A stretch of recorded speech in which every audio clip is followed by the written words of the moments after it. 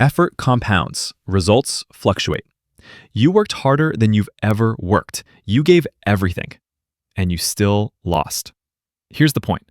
Effort and outcome aren't the same thing, and confusing them will mess you up. Let me explain. Effort, what you put in, how hard you work, your preparation, your focus, your commitment. Outcome, what happens, the score, the result, whether you win or lose.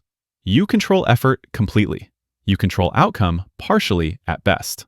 Here's what most athletes do wrong. They measure themselves by outcomes alone. We won, so I'm good. We lost, so I'm not good enough. That's outcome-dependent confidence, and it's fragile as glass. Because outcomes fluctuate. Some days you play great and lose. Some days you play poorly and win. Some days you do everything right and still don't get the result you want. If your confidence depends on outcomes, you're going to be on an emotional roller coaster. Better approach, measure yourself by effort. Did I give my best today? Did I prepare well? Did I compete with full focus? These questions you can answer with certainty, and over time, consistent effort creates better outcomes.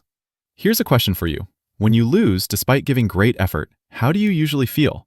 Frustrated? Like it was wasted? Drop a comment. Let's talk about this. Now, here's the truth about effort. It compounds. Think about compound interest. You put in $100. It doesn't look like much at first, but over time, with consistency, it grows exponentially. Effort works the same way. One great practice doesn't transform you, but 100 great practices, that's transformational. Outcomes don't compound the same way. You can win today and lose tomorrow. Outcomes are dependent on too many variables, but effort always builds, even when you don't see immediate results. Remember from video 4, we talked about stacking small wins? Consistent effort is a win you can stack daily, regardless of outcome. Let me give you a framework. Effort versus outcome evaluation. After every competition, ask yourself 2 separate questions.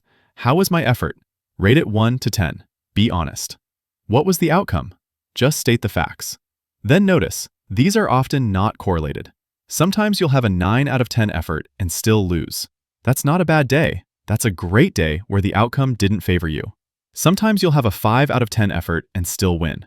That's not a great day. That's getting lucky despite not bringing your best. The goal? Consistent 8 to 10 effort regardless of outcome. That's what you control. That's what builds excellence over time. Here's the trap.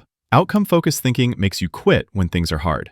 I'm working so hard and not seeing results. What's the point? That's because you're expecting linear progress, work to immediate result. But development doesn't work that way. Think about it like filling a bucket with water. You pour and pour and pour, and the water level rises slowly.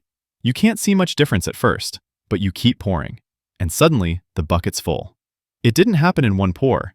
It happened because you kept pouring consistently. That's effort compounding. Remember from video 7, we talked about process goals?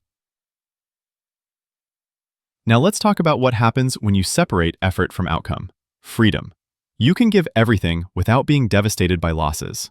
Consistency. Your performance becomes more reliable because it's not dependent on external factors. Resilience. You bounce back faster because you know your effort is building something even when outcomes don't show it yet. Enjoyment. You can love the game again because you're not only focused on scoreboard. Remember from stage 1, video 1, we talked about loving the game?